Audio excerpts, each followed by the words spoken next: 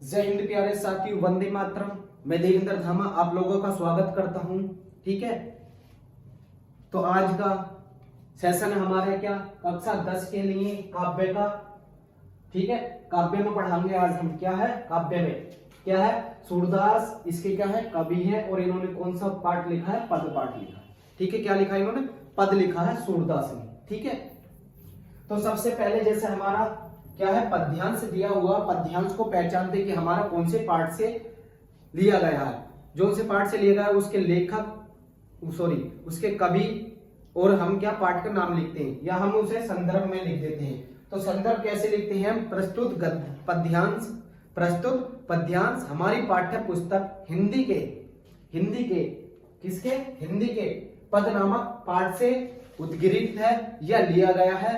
ठीक है, जिसके कवि सूरदास जी हैं। जिसके कवि कौन है, सूरदास। अगर हमारा गद्य है तो उसमें क्या होंगे, लेखक, और हमारा पद्य जो होता है उसमें होते हैं कवि, या क्या होते हैं काव्य होता है या पद्य कह देते हैं इसको, उसमें होते हैं हमारे कवि।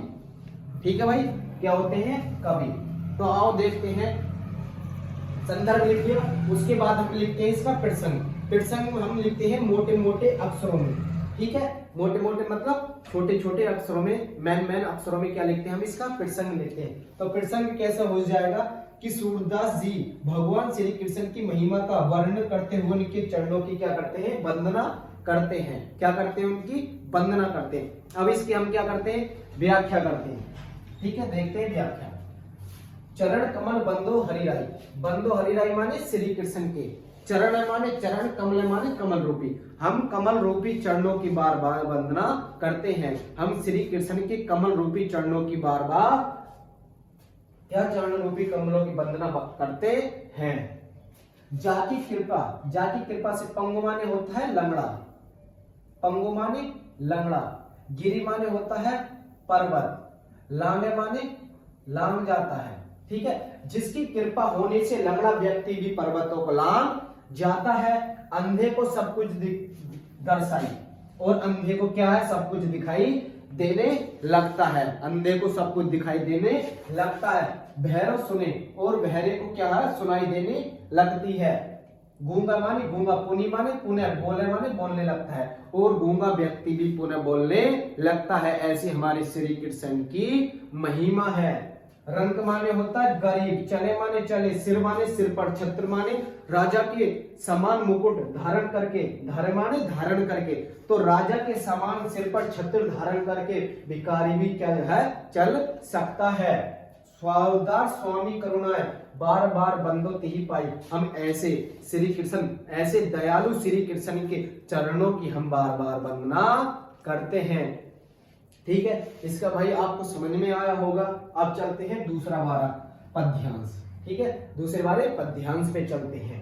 ठीक है, मैया हो न चरहूं गाय। ठीक है, मैया मैं गाय चराने नहीं जाऊंगा।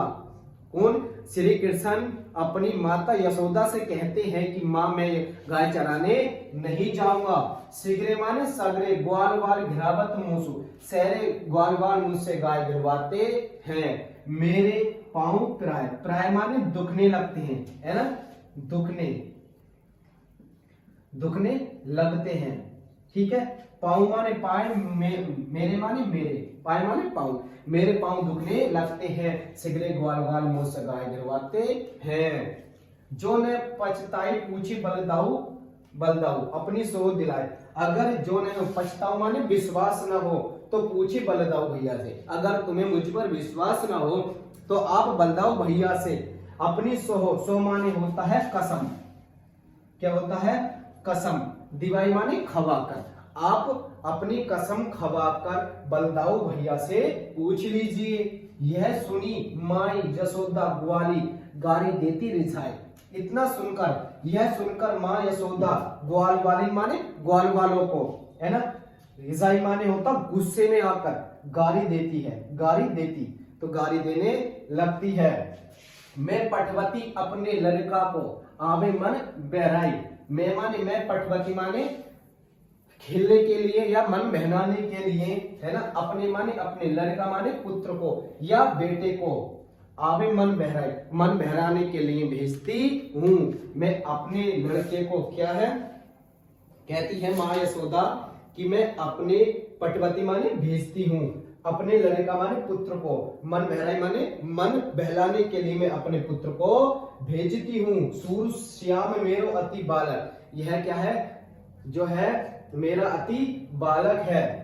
मारक ताही रिझाई, रिझाई माने होता है घुमा घुमा कर, रिझाई माने होता है घुमा कर, ठीक है। ये ग्वाल वाल गायों को घिरवा घिरवा कर इधर उधर दौड़ाकर मार डालेंगे। मेरा अति बालक, मेरे छोटे से बालक को एक गाय घिरवा घिरवा कर इधर उधर दौड़ाकर मार डालेंगे, ठीक है। इनका काव्य का सौंदर्य क्या हो जाएगा, भाषा कैसी है हमारी, इसमें काव्य का सौंदर्य क्या हो जाएगा, काव्य का सौंदर्य होता है फिर